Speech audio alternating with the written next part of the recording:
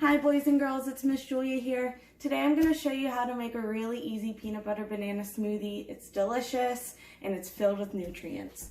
So what I'm going to do is I have one frozen banana. I'm going to put it in the blender along with 1 cup of water and 2 tablespoons of peanut butter.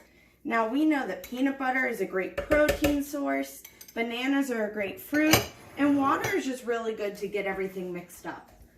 So I put it all in there. I'm going to close the blender. And then we're going to blend it up.